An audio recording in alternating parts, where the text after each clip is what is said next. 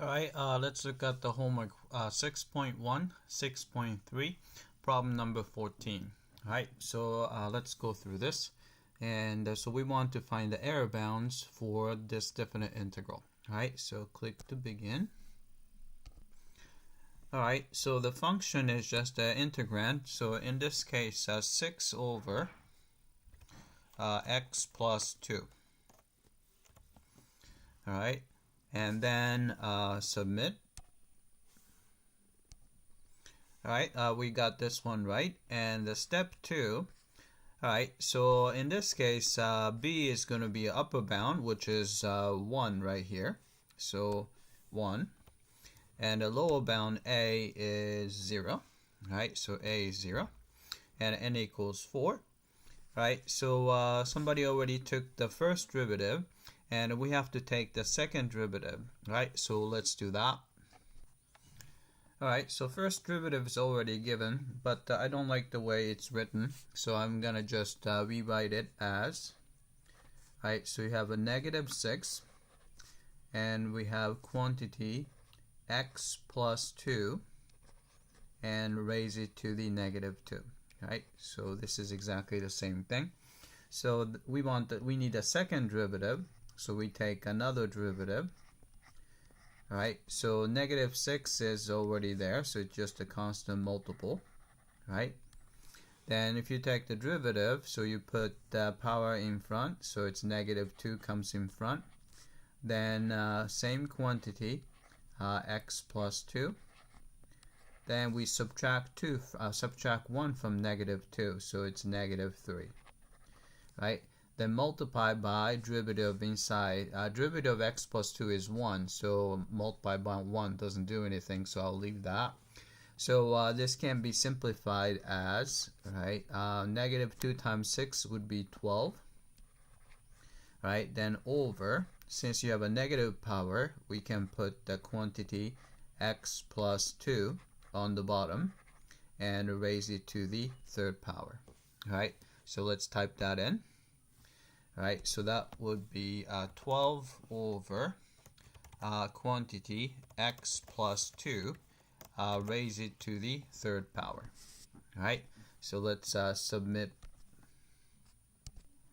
Alright, it came back and it looks like we got b correctly, a correctly, and f double prime correctly. Alright, so step 3, it says that interval is from 0 to 1. And f double prime is decreasing, which means that in the beginning you're going to have a highest number. So at x equals 0, you would have the maximum value. Alright, so let's submit that. Alright, so step 4, we got the step 3 correctly. So step 4. We want to maximum value of f double prime, right? So it happens when x equals 0, plug in.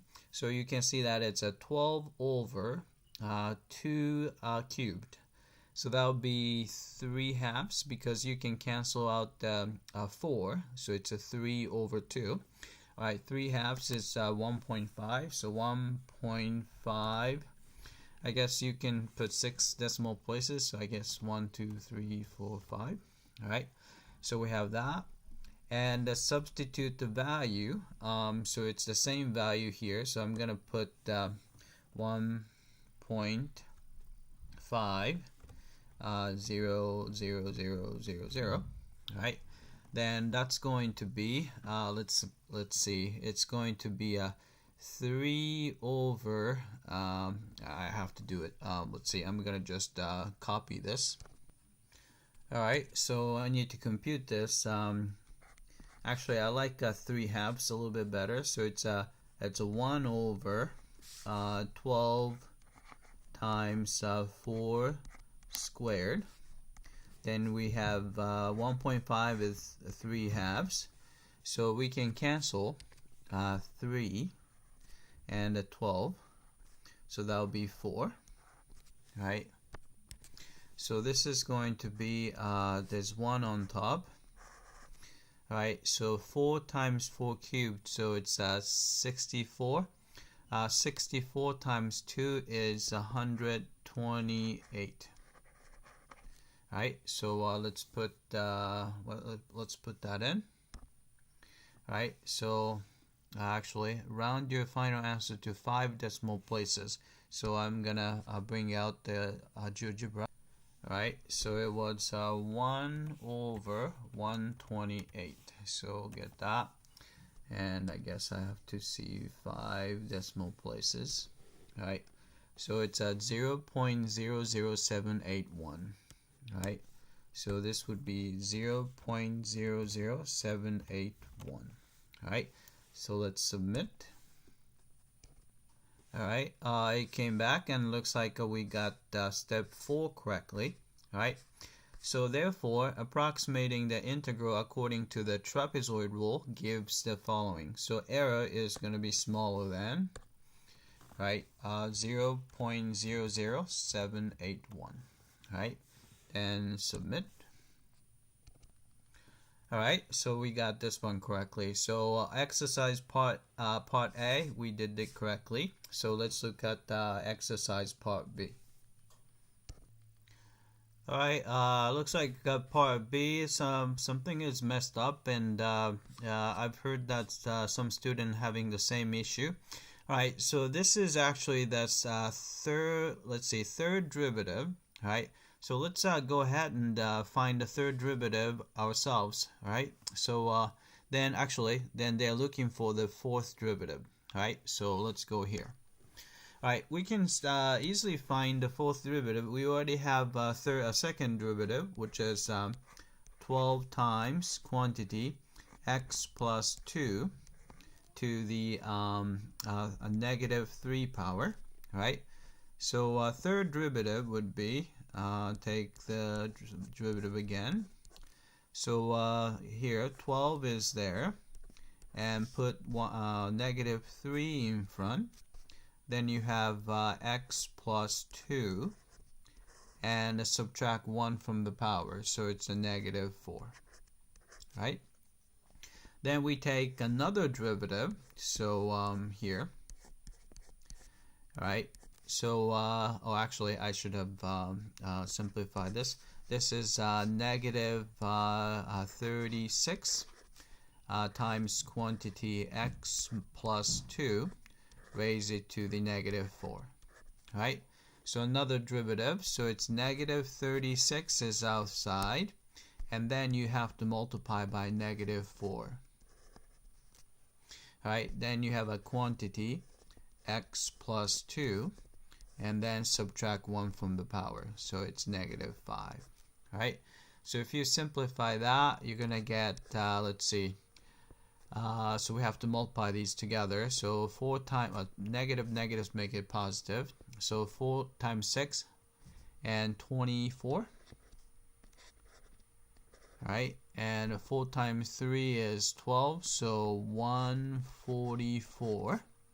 And then it's a negative power, so it's quantity x plus 2 would be on the bottom. And we have to raise it to the 5th power. Alright. So let's type that guy in. So they are looking for 4th power, and which was, oops, I forgot, 144.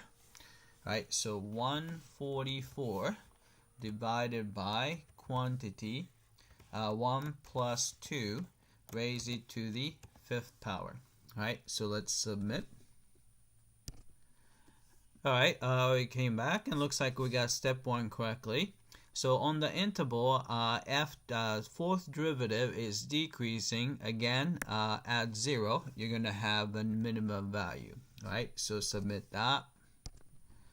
Alright, and we got the step 2 correctly. And step 3, we want to find the maximum value of the fourth derivative of f of x. So that would be, we plug in 0 here. So it's a 144 divided by 2 to the 5th. What's that? I'm going to just 144 divided by 2 to the 5th. Alright, so here. It's 4.5. Alright, so I'm going to just put 4.5 here.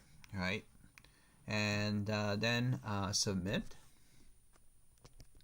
Alright, so we got the step 3 correctly, and the step 4.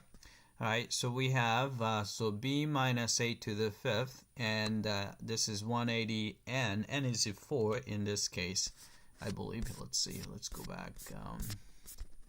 Alright, n is 4. Alright, so we have that, and then here we have 4.5. Alright, then we need to compute that value, so let's do that, and I'm gonna just use GeoGebra. So we need to find 1 divided by, alright, so 180 times 4 to the 4th power, alright, then you want to multiply by 4.5, right? So that's, let's make sure that that's what, yep. Alright, so we have that, so I'm gonna just hit enter. Alright, so 5 decimal places, so that will be, that's not B5, so here, actually, it's a 0.0001, alright, so that would be 0.0001, 0. Alright, so let's submit. Alright, it came back and looks like we got step 4 correctly. Alright, therefore, approximating the integral by Simpson's rule gives the following. So it's a 0.00010. Alright, then submit. Alright, so we got step 5 correctly, and that's it. Alright, so that was it. So I hope that this was clear. Alright.